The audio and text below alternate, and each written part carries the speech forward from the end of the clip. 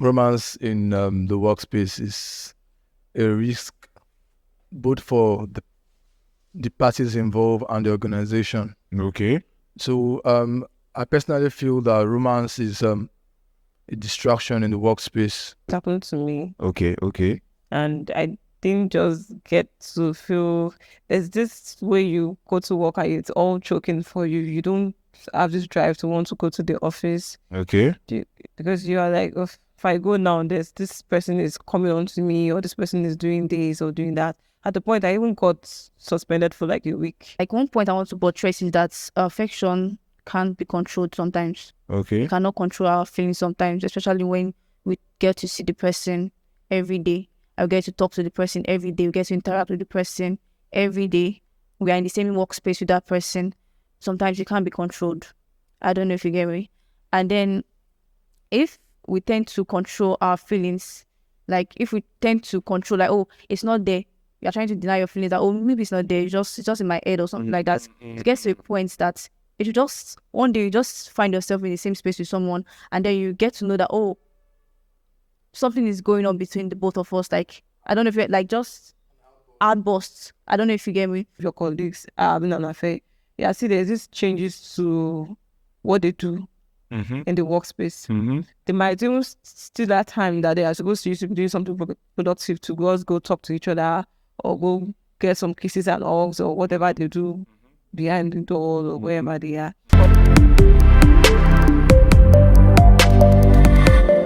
All right, good day. Hello, our beautiful viewers at home. And this is another wonderful episode of Office Talk on ABEG Chat. And today we are going to be discussing something very interesting that you will definitely like to hear about. And what is this topic? We're talking about romance in the workspace. We're talking about romance in the office. We're talking about love in the workspace. And today we are going to really dissect on this topic. Have you ever fallen in love with your co-worker before? Or has your co-worker ever fallen in love with you before? Has your superior at work ever fallen in love with you before? Or have you ever fallen in love with your superior at work before? There are so many scenarios attached to this particular kind of scenario. And definitely, I'm not going to be dissecting this alone today. And in the studio with me, I have 3 of my colleagues that we are going to be discussing this expansively together. And to my left, starting from my left is... Basket. My name is Triggs. And I am Prince Upord. Yeah, and I remain Theophilus. So today we'll be talking about romance in the office. We'll be talking about romance in the workspace. What is the result of a boss having an affair with a subordinate at work?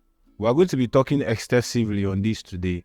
And first of all, I want to ask Patience, what do you think about romance and affection at the workplace? What's your point of view about this? Can you please? For me, I feel like it's a very, very interesting situation. Okay. Very adventurous. Okay. And from my own perspective, from my own view, I would say it's one thing I would urge some persons, not everybody, of course, to like try out. You know, the tension that you get, that risk. I don't know if you've ever felt that way when you're taking risk, the joy you get from it. I do experience things like that. I don't know if any other speaker here. Priscilla, what do you think about this? What do you think about what she just said? And what's your own point of view about romance at the workspace? Like she said, risk. Okay. Romance in the workspace is a risk both for the parties involved and the organization. Okay. So I personally feel that romance is a distraction in the workspace because you're there to do your work, make profit for a company, and grow as a career person. Let me put it that way. And I feel romance is like a distraction because it's going to interfere with your logical thinking of productivity and bringing out result for the company. That's what I think. Okay, please. Okay. So I want to disagree to everything that my colleague here, Prince Will, has just said. I feel like if you set boundaries in the workspace, you know that, oh, this time it's work hours for me and all of that. You don't have to like distract yourself there are times, I know there are some times that you guys will meet up and just steal kisses from each other and all of that stuff. But I feel like it's more of setting boundaries. I don't know if you get. Okay, so Bridget, do you think it is possible to set boundaries to a scenario of an affair at the workplace? You just Okay. you should set boundaries to what? What do you think it is possible? How do you think it is easy to set boundaries to a scenario of affection in a workplace? Yes, it's easy to set boundaries, of course. We all know what we went to the workplace for. Okay. So after all, get to offer your services and get paid, of course. Okay. And offer your services at the best of your own interest too, because you don't want to go there to work and not get paid. Okay. So if you feel your relationship is going to affect your work, of course, it's not something you are supposed to engage in. But having an affair in the workspace, of course, there's nothing bad there. Okay. I am someone that is pro work affair, if there's anything like that. Okay. As long as there are boundaries. Okay, so Bridget, can you tell me what it feels like, or let me say, we have seen scenarios whereby superiors have affections for their subordinates, and because their subordinate is not giving in to their affections that they have for them, they tend to use these to oppress that subordinate and like get at the person, like trying to make work frustrating for the person. What do you think about this scenario? What is your point of view about it? So, when you just said, of course, I have had an experience about Okay. it. Okay, did it happen to you, or you know somebody that it happened It to? happened to me, Okay. and I didn't just get to feel there's this way you go to work and it's all choking for you. You don't have this drive to want to go to the office Okay. because you are like, "Oh, if I go now, this person is coming on to me, or this person is doing this or doing that." At the point, I even got suspended for like a week.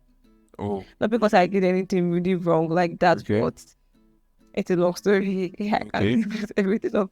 Okay. So, okay. You want to say something? So as I was saying, it really tells on you, on of course your mental health. You are always thinking, you're always wanting to do everything right, so that it won't use that as an excuse to pick on you for something. I know that's which is going to pick on you on, or he or she's going to pick on you on. It's not something that serious that you need so much noise about.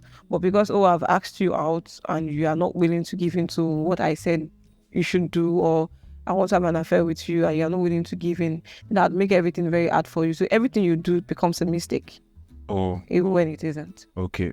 I want to throw this question to Prince Will. So, Prince Will, basically, what do you think one can do to, if you tend to find yourself in a scenario of affection with a co-worker, what do you think can be done as a person to avoid it if it's something you don't want to get into? Or maybe is it that maybe you are the one having affection, or the other way around? What do you think can be done to like prevent this to escalate? It's a tricky question, and having an affection for someone, is something of the mind. Okay. Affection doesn't just come all of a sudden. It's Okay. your mind feeding off the activities of another person, evaluating it and trying to pick out the good points and bad points and stuff.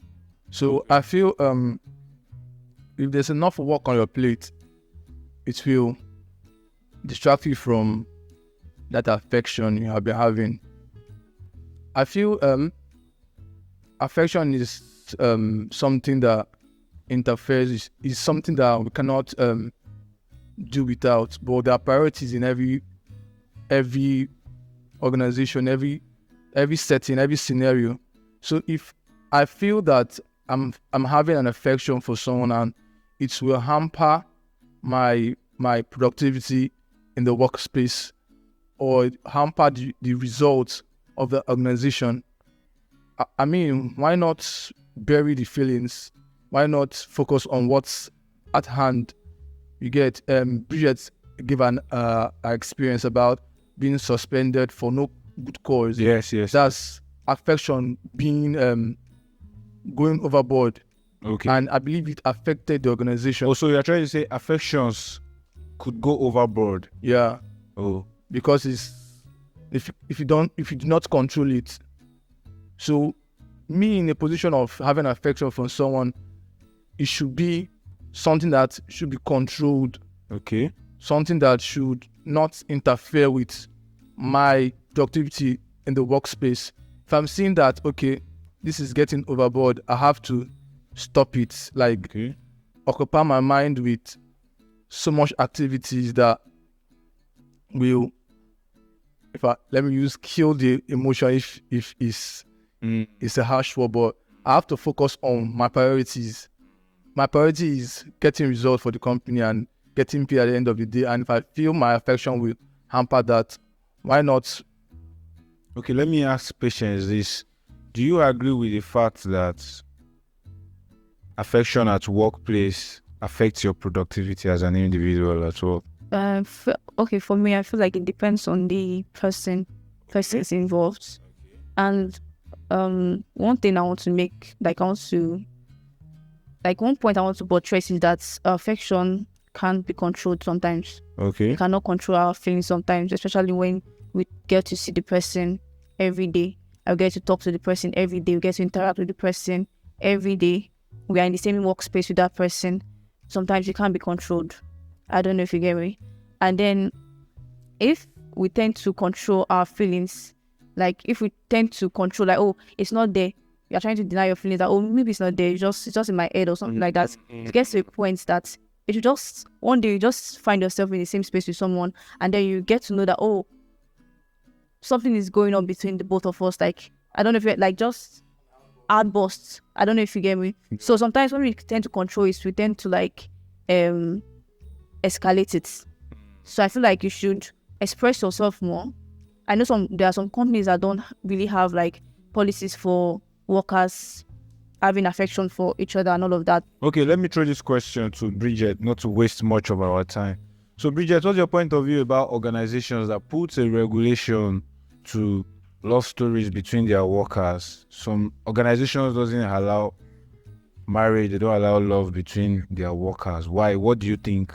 What do you think about it? Is it right? Is it wrong? Is it detrimental? Just like, what's your point of view about that? Let us know.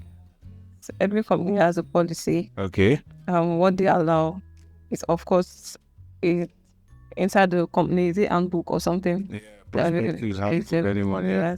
And you find out some companies still give you forms to fill. Yeah, sure, definitely. If you are going to have an affair with your colleague, and if you are going to do that, would it be on consensual basis? So I don't see anything bad for a company trying to regulate what their staff do in terms of their relationship with one another. Okay. Most people see it as okay, it might impede in their productivity. Okay. How they are able to carry out their activities daily. Okay. Yes, you get to notice that if you've been in a setting where you realize that, oh, one of your colleagues are having an affair, yeah, see, there's these changes to what they do in the workspace. They might even still that time that they are supposed to use to be doing something productive to go talk to each other or go get some kisses and hugs or whatever they do behind the door or wherever they are. I'm not against colleagues having an affair at work. Okay. I don't see anything wrong with it, of course. There are guidelines. Okay. So, Patience, what do you think about that? What do you think about organizations putting a regulation to their staffs having an affair? I don't think I have any comment on that. Okay. So, do you have any comments? I feel the goal for every organization is to make money or profit or whatever the goal of the organization is. Yes. If relationship and affections and let me use love affair will interfere with those goals and the organization see it fit that they should keep regulations to stop that, it's up to them. It's up to the organization to say, okay, we are encouraging this or discouraging that. Is the right of the organization to do so, and they are paying you for so and so, you should deliver so and so. if they're not paying you to do so and so, and they say you shouldn't do it, why not? Okay, so let me throw this question to the house before we go. If you find yourself in a scenario whereby a superior has affection for you and is mounting the pressure of the affection on you based on work and the part of the affection, like your superior has an affection for you, you don't have an affection for your superior, but because you are not giving in to your superior now, and your superior is using that to tension you or to pressurize you at work, what do you think you can do? Or let me say, what's your advice to people out there that in such scenario right now, having a tension of affection from their superior at work? Let me start with Prince Will. I want to start with me. Okay. First of all, you have to understand the organization. First of all, you have to understand yourself. Okay. If you are someone that can work under pressure, why not work under pressure of sexual pressure and stuff? And if you know your rights, if you have a legal advisor, you could sue for sexual harassment. Okay. I mean, it's done everywhere. Okay. I don't like someone and someone is making sexual advancements on me. I can sue the person for sexual harassment. That's my own advice for workers being harassed by their bosses sexually. So before we go to patients, Bridget, what do you think about this? What's your advice to people out there? My advice is, if you know you cannot withstand the whole pressure that comes with it, I'd advise you to leave.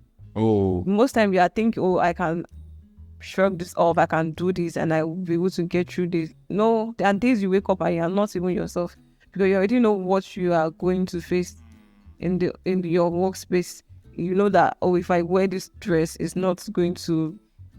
Yes, at the point that I actually have to be picking dresses that I'd wear to work.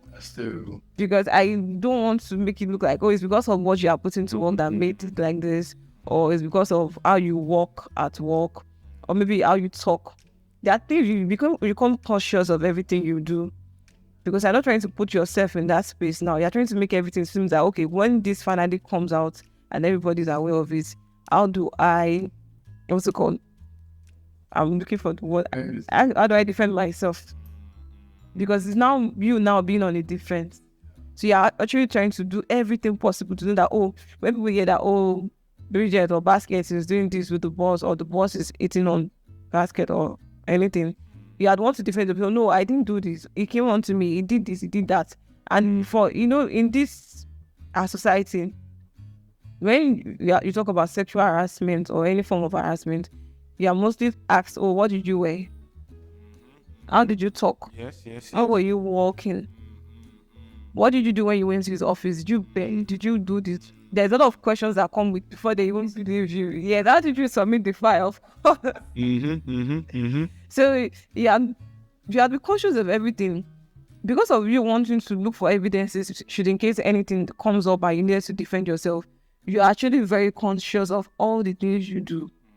So when they come back, be like, why did this happen? You can say, okay, it's not because of what I was wearing. So because of that, I put on shirts. So I put on big shirts. You don't want to wear short skirts. You don't want to wear short gown. Everything is always on the conscious mood. So when someone grabs you in the office and we're not going to much. Okay, Patience, what do you think about this? And what's your advice to people out there? I feel like it's very simple. Just leave. Just leave. Oh, wow. No stress. Just leave. So I avoid anything from escalating, because I don't want to hear justice for. Justice. Okay. Of course, justice for anybody on anything is right. It's a good cause where we fight for justice for people. But you wanting to leave because of that should also be based on if you know you can actually see it to the end. Of course, I saw it to the end. I left when I wanted to, not because I was leaving because of that pressure. Yeah. I knew I could, although there are days where it becomes very tiring, but I just know that, you can face it. You've been doing it before. Why don't you just do it? There are days where I just want to be like, no, bullshit in there. Just drop this letter and leave. You're not supposed to be here. You're not supposed to be going through this. But no, I stayed. You can't just me out of my job. It's my job. I will leave when I want to. Yes. I feel like that's where morality comes in. Now, if you know the morality of they pay me. Okay. All right. Yeah. Morality too. Yes, morality. At the point, I was like, you don't know me, you don't know what I can do, but yes, morality didn't make me give in. Yeah, sure, definitely. Yes. Uh, I didn't give in because of, it's morally wrong for me. And due to ethics also, it's against work ethics, of course, as a sub or as a boss or wherever you are in the workspace, you are supposed to pressure your subordinates. You're supposed to make the work environment easy for them. That pressure which you mount is a lot. I can't be going through Third Mainland Bridge or going through all the traffic in the world and I still be thinking, oh, what if my boss just bomb into my office? Or what if he asks me to bring a fight to his office? How is he going to hold my hands? What is he going to say to me? yeah. All right. Thank you very much, guys, for your wonderful point and advices. And we are going to bring it to a wrap on today's episode of Office Talk on ABEG Chat. Our viewers at home, please don't forget to like, comment, and share this video. This is ABEG Chat. Thank you very much.